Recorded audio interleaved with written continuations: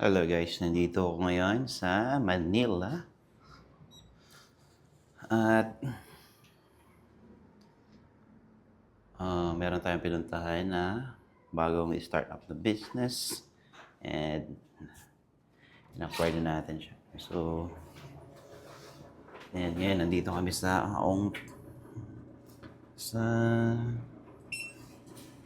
Binondo. No? So, dito na kami natulog at meron pa kami bibili ng mga materials.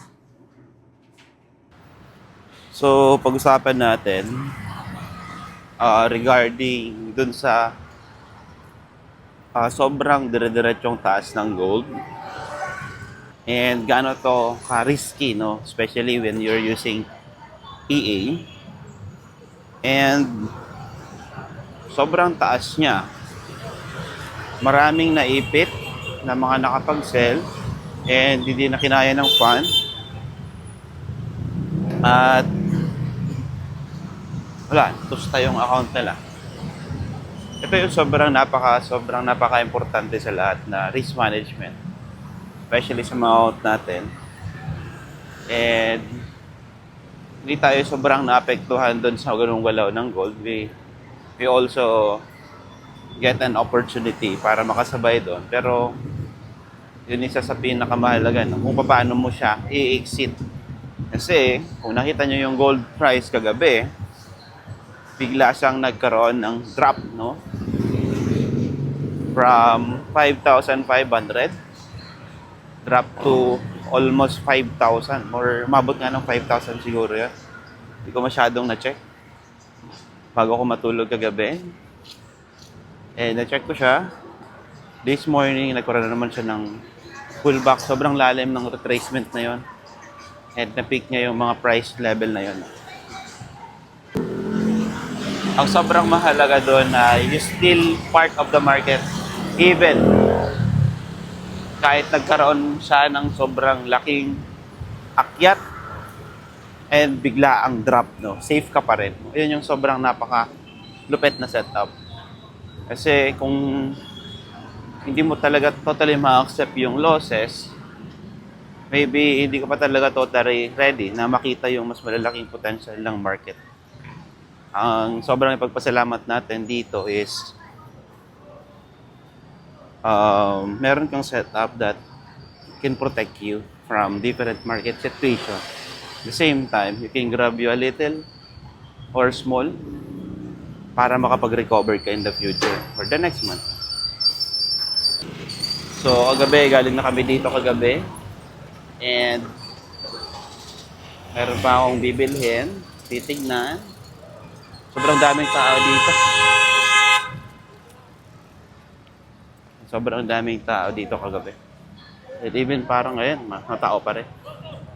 And kagabi, gagawa sana ako ng video regarding dun sa ating mga EA performance.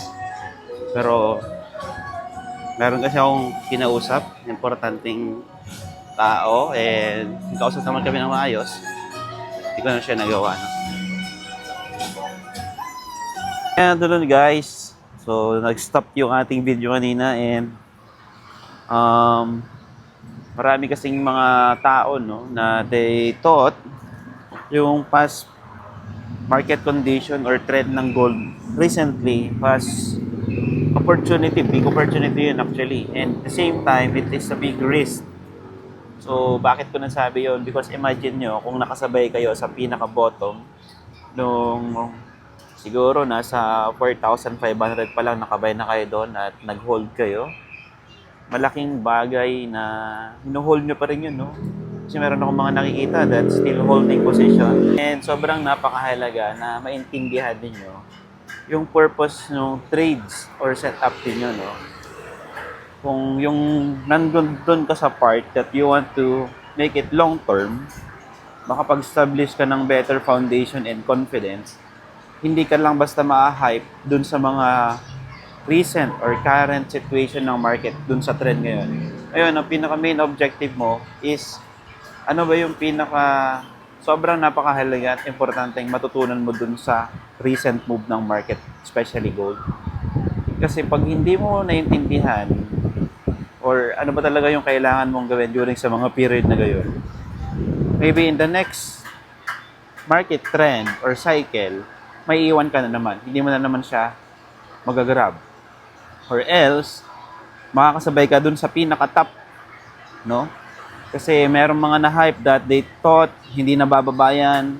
Then, all of a sudden, recently, halos kanina madaling araw ata yon, biglang nag-drop yung price ng gold. So, maraming na-trap dun sa top and hindi na sila nag-stop yung trade nila at nagkaroon ng margin call. So, hopefully, yung mga factors na yon ay maunawan at maintindihan ninyo kasi napakahalaga at maunawan at maintindihan, especially in taking risk, no, sa market.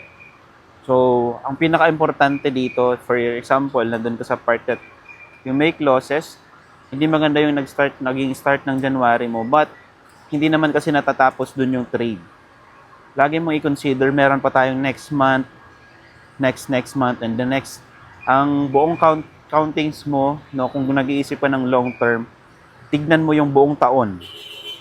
Okay? Yung buong taon, if nag-gain ka ba talaga or hindi, ano yung mga importanteng bagay na kailangan i-consider para mas maunawan at maintindihan mo ano yung mga dapat mong gawin at hindi mo na dapat gawin.